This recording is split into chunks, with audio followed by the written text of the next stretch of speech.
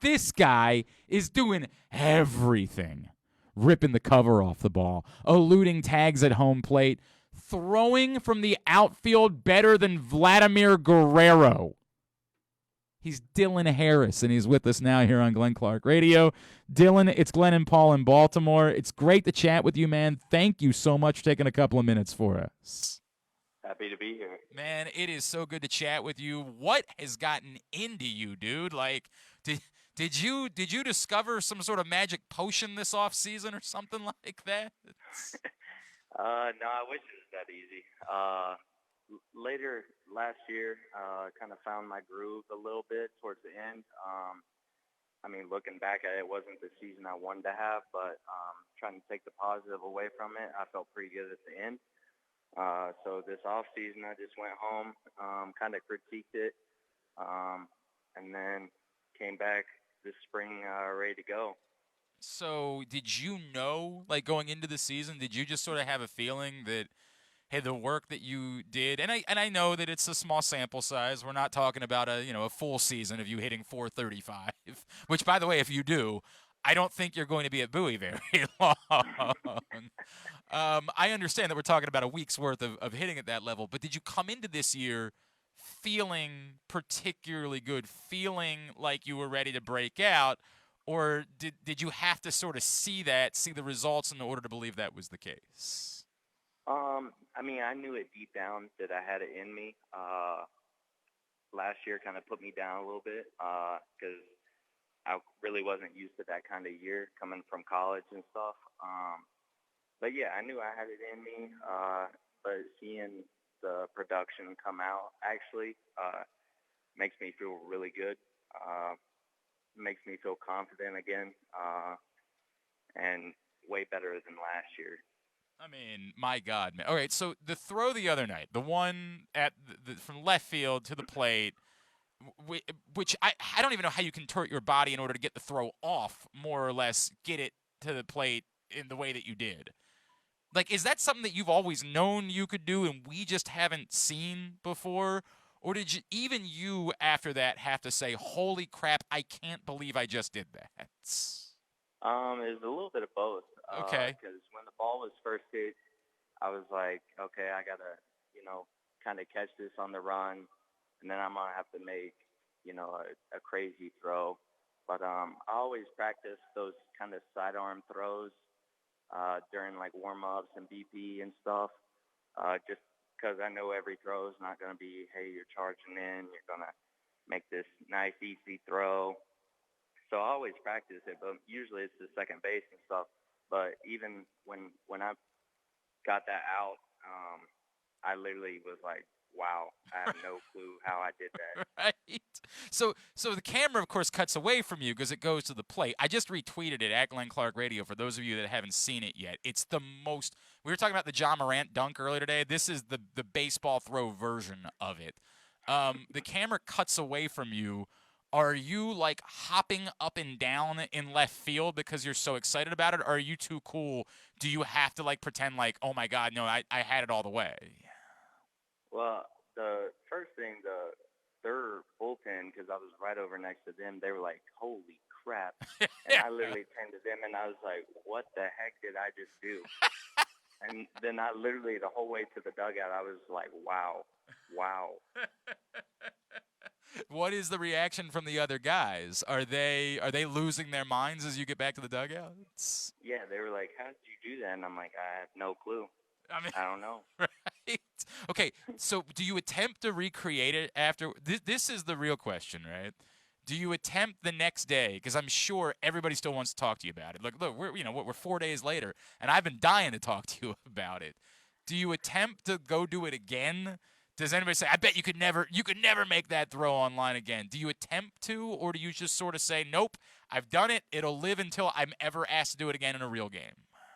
Yeah, I think I have to leave it as what it is. I think the one of one, unless it happens in a game again. But yeah, I don't think I need to try to prove it to anybody else again.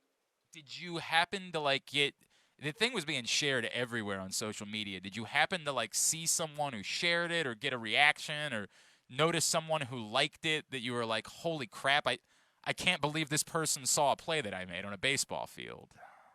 I tried to look as much as possible, but I mean, honestly, my sister blew me up about being on Barstool Sports. Yeah, it's a big deal. That's a really big Yeah, deal, right? Like, anybody growing up right now, like that's basically what it was for me to be on like Sports Center as a kid. That's even better at this point to have been right. highlighted by Barstool, man. Like that does not suck. Dylan Harris is with us from the Bowie Baysox, and again, if you missed the throw, we shared it at Glenn Clark Radio on Twitter. Dylan, like, what does that do for your confidence as a baseball player, right? Like doing something like that. Do you try to forget about it? Like, hey, I don't just want to be the guy that made a throw that people think was cool.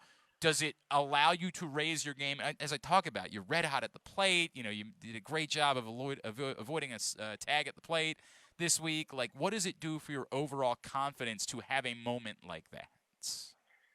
Yeah. I mean, having a huge week at the plate is just, one big thing. And I think to be able to show it on the other side of the ball, being able to play elite defense, just kind of opens everybody's eyes up a little bit more about me. Because once you're doing one thing good, everybody's kind of locked in on that. But if you can show it on both sides of the ball, you know, it opens them up a lot more. And then the slide is just, I guess it just kind of pertains to the type of player I am.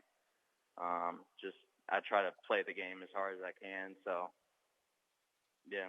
I mean, bro, like it's all working right now. It is nuts. I feel like right now you should play the lottery or something, man.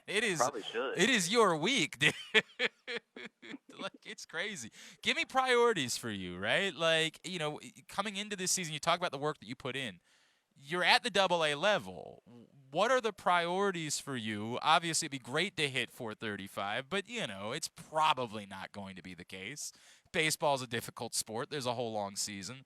What are the priorities for you this year as you try to, and I think raise that profile to say, no, I am a Major League Baseball player. I am, even though I wasn't getting the attention that maybe other guys got, I'm that type of player. Yeah. I think a big part is the defense. Last year I didn't play good defense at all. And of course I want to hit better. I mean, that's every baseball player. But yeah, I just want to get my offensive numbers up and then just play the type of defense that I did last week. I guess that kind of killed me more than the hitting last year. Is like I couldn't go out and tell somebody, yeah, I played 10 out of 10 good defense. Because that's always been the type of player that I wanted to be. I wanted to be, the defensive elitist, and then, hitting is what it is because it's the hardest thing to do in sports. So, yeah, I think I just tried to come back and be a better defensive player, and then just hope that my hitting turned back into what it used to be. Do you feel any pressure because of your age, Dylan? Like, as you talk about the off season, were you already starting to think about things like that? Like, look, man, I don't want to be a 29-year-old like trying to keep working my way through this thing. I know 25 in the world is young, but in baseball terms, did you already start to feel any of that? Where like I need to get on the radar now. Yeah, it's always kind of a thought in the back of my head, but I mean, when I'm out working with these guys and stuff, I don't feel like I'm that much older. Yeah. Of course, my body hurts a little bit more than these 18-year-olds, but yeah, I just I try not to think about it, but I guess I think more about it in the off season than I do when I'm here because I don't feel that old when I'm around these guys. I get that. I mean, like you're just one of the guys at that point, right? Like you're all just Right. baseball players trying to find your way, man. Like it's as simple as that. The Bay Sox are away this week. They are back home next Tuesday night for Military Appreciation Night against the Harrisburg Senators. Next week's homestand includes a couple of day games in the afternoon, opportunities to take the family out next Wednesday at noon, next Thursday at 11:05 a.m. And next weekend, events include fireworks and a great Mother's Day celebration, including a Mother's Day brunch.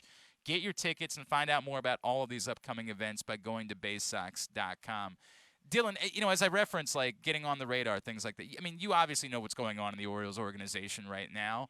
Does that create like a competitive fire, knowing that there are opportunities to be had, that that that every single one of you guys that's there really could be a part of the equation in the major leagues in the next year or two? Yeah, it's an awesome thing to be a part of, because I mean we're the number one farm system out there, and everybody sees the prospects, but Yep. even our secondary level of players are unbelievable. Um, and I guess that's a thing that people don't see a lot is our secondary, and you know you hate injuries, but injuries happen, and for us to have that secondary group that could bounce up there and be up there depending on what kind of years they have and stuff. I think that's a huge thing. I think there's no doubt about it. There's no doubt. And what do we need to know about you, Dylan Harris? It's our first opportunity to chat with you. What? Tell me about you away from baseball. What are you into? What's life all about for Dylan Harris? I got two dogs at home. Love to play with them. What kind of dogs? Weimaraners. Oh, nice, nice, very cool. Okay, hang on a second. This is an important question. So we learned last week that Grayson Rodriguez's dog is named Ace, which is my favorite thing ever. So what are your dog's names? We got Whiskey and Prince. I like those two, by the way.